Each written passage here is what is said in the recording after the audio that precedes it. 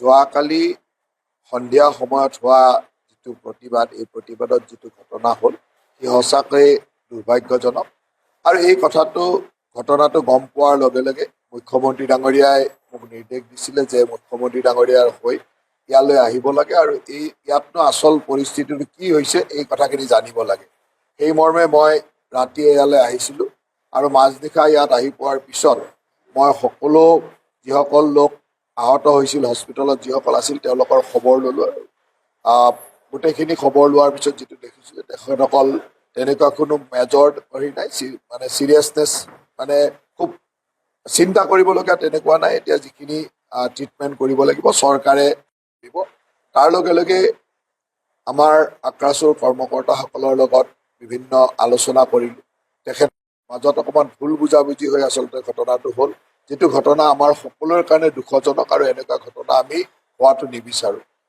মুখ্যমন্ত্ৰী ডাঙৰীয়াই ঘটনাটো হোৱাৰ লগে লগে তাত থকা যিজন OC আছিল তেওঁক ইমিডিয়েটলি ৰিজাৰ্ভ ক্ল'জ কৰি তেওঁক ছাছপেনশ্যন কৰা হৈছিলে।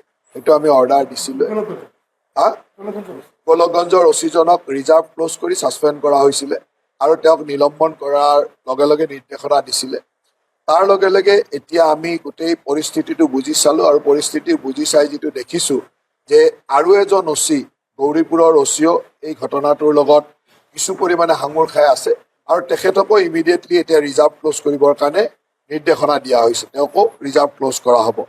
আৰু 3গৰাকী বিষয়াৰ ওপৰত তেখেতসকলে অভিযোগ আনিছিল।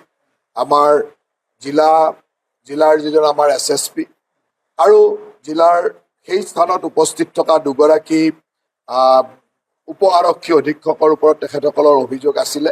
আৰু অভিযোগখিনি কোৱাৰ পিছত মই আমাৰ যিজন DIG ইয়ালৈ আহিছে, DIG-ক এনকুৱাৰী কৰিবৰ কাৰণে দিছোঁ আৰু তেখেতে 5 দিনৰ ভিতৰত এটা এনকুৱাৰী ৰিপৰ্ট দিব।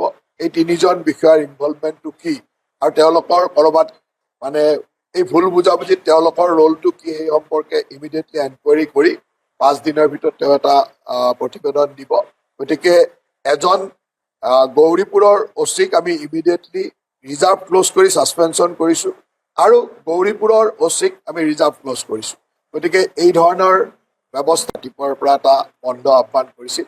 মই তেখেতসকলক অনুৰোধ কৰিছিলোঁ যে এইটো আমাৰ এটা ভুল বুজাবুজিৰ মাজত হ'ল, এই বন্ধটো আৰু কৰিব নালাগে। তেখেতসকলক আহ্বান জনাইছিলোঁ আৰু আমি ইমিডিয়েটলি একশ্যন লৈছোঁৱে।